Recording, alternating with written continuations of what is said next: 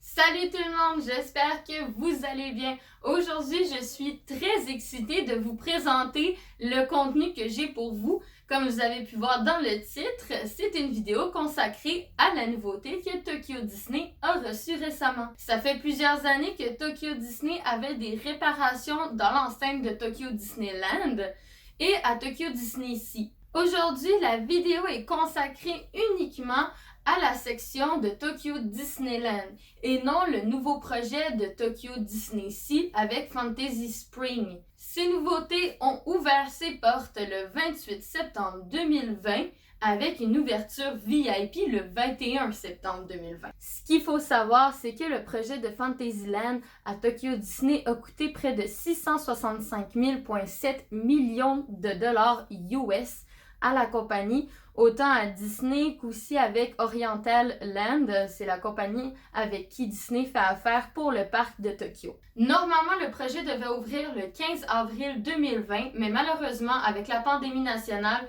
le projet a été décalé et a ouvert uniquement le 28 septembre dernier. Donc, le nouveau land est séparé en plusieurs sections. Il y a des sections qui ont ouvert le 28 septembre et d'autres sections qui n'ont pas encore ouvert. Entrons dans le vif du sujet, je vais vous détailler chacun de ces points pour que vous compreniez bien correctement tout ce qu'il y a de nouveau dans le Disneyland Tokyo.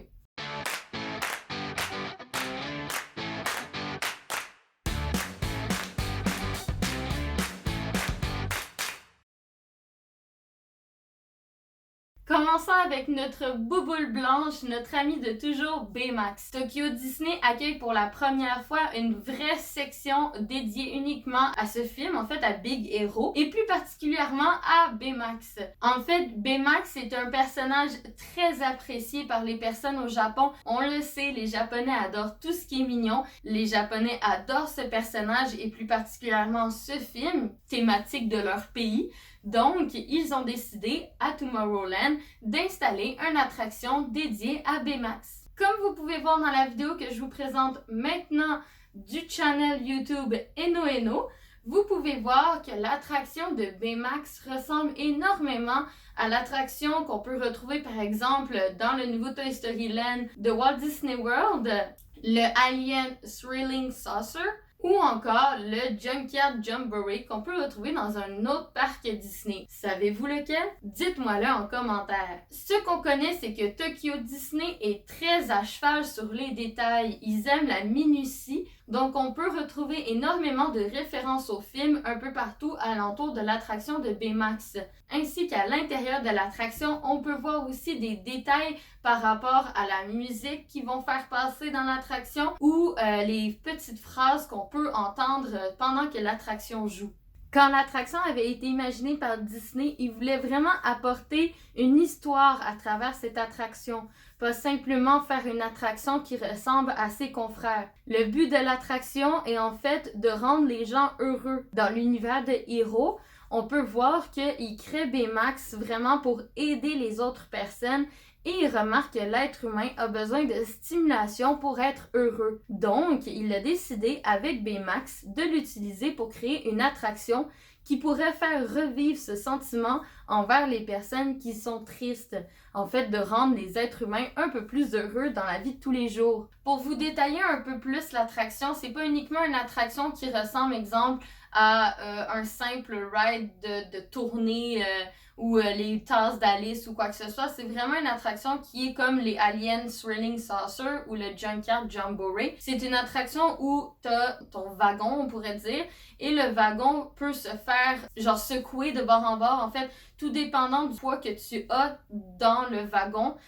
Quand ils vont faire un tournant, un virage, le wagon va pouvoir suivre d'un côté ou de l'autre pour pouvoir justement faire une contrebalance et ça va donner du mouvement à l'attraction. Vraiment, dans la vidéo que vous avez vue précédemment, je pense qu'on peut quand même assez bien voir ce que j'essaie d'expliquer. J'ai peut-être pas les bons mots encore pour expliquer exactement comment est-ce que les rides sont faites, mais je pense que vous comprenez. Donc, on va passer à notre attraction, en fait plutôt notre secteur suivant. J'ai oublié un détail. Est-ce que vous saviez que l'attraction de Baymax fait approximativement 1 minute 50? C'est quand même énorme comme attraction, comme temps d'attraction. Donc, passons à la prochaine étape. Je suis tellement excitée de vous parler de ce secteur. Moi, c'est un secteur à Tokyo. J'ai juste hâte de retourner à Disney Tokyo pour pouvoir aller voir ce secteur. Je suis une grande fan de La Belle et la Bête. Donc, le village de Belle m'a tellement excitée quand j'ai vu que c'était sorti. J'étais toute contente, j'avais les yeux qui brillaient. Donc, j'ai vraiment un grand plaisir de vous expliquer en fait c'est quoi exactement le nouveau secteur de La Belle et la Bête à Fantasyland. Donc, vraiment, les nouveautés qu'il y a à Tokyo Disney se confondent entre Tomorrowland, Fantasyland et un peu de Toontown avec la rencontre de Minnie. Mais je vais tout vous montrer ça. Pour l'instant, parlons un peu du village de Belle. Le village de Belle, on y retrouve énormément de magasins et un restaurant, pâtisserie comme on pourrait dire. On peut retrouver des magasins tels que Belle Librairie ou encore Little Town Trader ou Bonjour Gift. C'est des magasins vraiment inspirés du film au tout début quand Belle se promène dans son village et tout ça. Vraiment un petit côté français avec les références Bonjour, Belle Librairie, je sais plus parler, etc. Donc, on a aussi la taverne de Gaston. Toutes les photos que je vous montre, c'est des photos soit tirées de TDR Explorer ou des photos tirées du site internet de nouvelles WD News Today parce que malheureusement, je ne peux pas me téléporter et donc je ne peux pas faire des photos moi-même des autres parcs. Donc en biographie, je vais vraiment mettre tous les liens de où est-ce que j'ai pris mes ressources photographiques. Comme vous pouvez voir dans certaines photos, les magasins sont attachés à l'intérieur, donc vous pouvez vous transporter de magasin en magasin sans pour autant sortir à l'extérieur. Et vous pouvez aussi voir que l'intérieur est assez vide, comme on pourrait dire. C'est en fait à cause de la pandémie nationale du COVID-19. Ils ont décidé de ne pas mettre toutes les étagères de marchandises à l'intérieur des magasins pour éviter justement de resserrer tout l'intérieur du magasin et en fait empêcher la distanciation sociale. Donc, ils ont décidé uniquement de faire du matériel sur les murs et pour ça, ils ont décidé de faire des scans. Donc, si vous voulez acheter un objet ou si vous voulez avoir le prix de l'objet, vous devez le scanner avec votre téléphone via l'application de Disney Tokyo et par la suite le commander ou l'acheter via l'application ou le magasin. Par la suite, on a justement la taverne de Gaston qui propose différents types de repas. Vraiment beaucoup de types de repas. Moi, je trouve que ça a l'air tellement délicieux. Ça, c'est un autre truc que j'adore avec Disney Tokyo, c'est que la nourriture est autant jolie à regarder que bon à manger. Donc, par la suite, passons maintenant à l'attraction de La Belle et la Bête. Je rentrerai pas dans les détails énormément parce que chacun a ses avis par rapport à l'attraction. Il y en a certains qui sont déçus de l'attraction et d'autres qui ne le sont pas du tout. En fait, moi, je vais vraiment juste vous expliquer en quoi l'attraction consiste. Comme vous pouvez voir dans la vidéo du YouTube channel de Eno, on peut remarquer que vous prenez place dans un wagon qui est une tasse, en fait. On peut mettre jusqu'à 9 passagers par wagon et l'attraction fait en totalité 8 minutes de long. On passe à travers différentes scènes du film. Déjà, il y a un pré-show qui vous montre le pourquoi du comment, la malédiction, la sorcière, etc. Après le pré-show, la première scène qui nous tombe sous les yeux, c'est celle de Be Your Guest. Après la scène de Be Your Guest, on se dirige vers la scène à l'extérieur quand justement il y a un petit peu un jeu d'amour entre les deux personnages dans la neige et par la suite on s'en va directement à la fin du film avec justement une transition entre les deux plateaux, la scène où Gaston est en colère et qui va pour aller poursuivre la bête, aussi on voit la transition avec la transformation de la bête en humain, etc.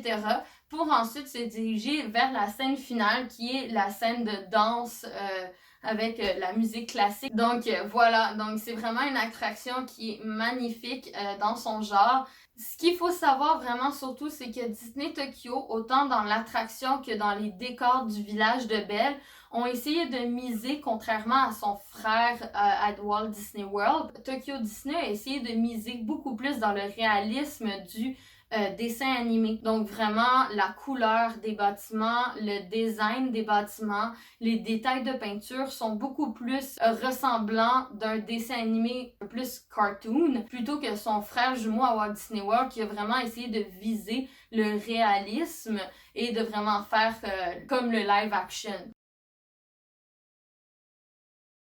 Passons maintenant à la prochaine attraction, notre très chère Minnie. Minnie était jalouse en fait parce que Mickey avait un studio juste à lui pour faire ses autographes et ses signatures, etc. à Toontown. Et en fait, Minnie était jalouse. Donc, elle a décidé elle aussi d'avoir un secteur juste pour elle à Toontown. Et comme on peut voir dans la vidéo de WD News Today, vous pouvez voir que c'est vraiment très mignon à l'intérieur de son studio. On a aussi un petit stand où ils offrent des petits cocktails non alcoolisés. Et vraiment, c'est vraiment juste un centre de signature d'autographes dédié uniquement à Minnie. Le studio Minnie a ouvert à la frontière de Toontown et à la frontière de Fantasyland avec le village de Belle. Elle est vraiment juste au milieu. Je vais pouvoir vous montrer une photo. Tada! Et c'est un studio qui a ouvert le 28 septembre avec justement l'attraction de Baymax et l'attraction de La Belle et la Bête. Maintenant, partons vers des contrées gustatives avec le nouveau magasin, comme on pourrait dire, de Big Pop. En fait, Big Pop est un endroit dédié à la vente de popcorn. Parce qu'à Disney Tokyo, les gens adorent le popcorn. Les seaux pour mettre votre popcorn, c'est vraiment juste genre hallucinant. Je vais vous montrer des photos. C'est des photos tout droit tirées de Disney. C'est les premiers pots qu'on peut retrouver dans le magasin, en fait, qui a ouvert lui aussi le 28 septembre.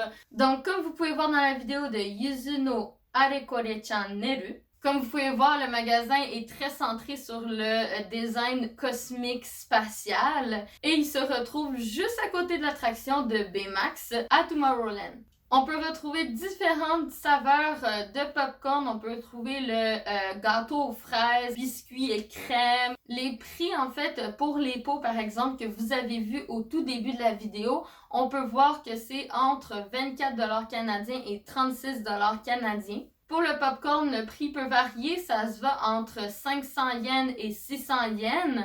Donc, c'est environ 6 à 7$ canadiens avec la conversion. Donc, c'est vraiment pas cher, je trouve. Je pense qu'à Walt Disney World, ça coûte plus cher pour avoir du popcorn. Donc, ça, c'est le prix avec un pot en carton de base. Par la suite, dernier secteur de l'extension, le Mickey Magical Music World, qui va se faire dans le théâtre Forest, un théâtre qui se situe juste à côté de Belle Village. En fait, c'est un théâtre qui va être construit juste pour ce spectacle et qui n'est malheureusement pas ouvert le 28 septembre parce qu'il n'a pas été fini d'être reconstruit. L'histoire a l'air vraiment fantastique. En fait, c'est Mickey et ses amis qui ont trouvé une boîte à musique perdue dans la forêt. Cette boîte à musique va les transporter dans l'univers musical des classiques de Disney et ils vont devoir trouver la musique perdue. Et c'est un spectacle qui dure 25 minutes et qui va se faire entre 5 et 9 fois par jour.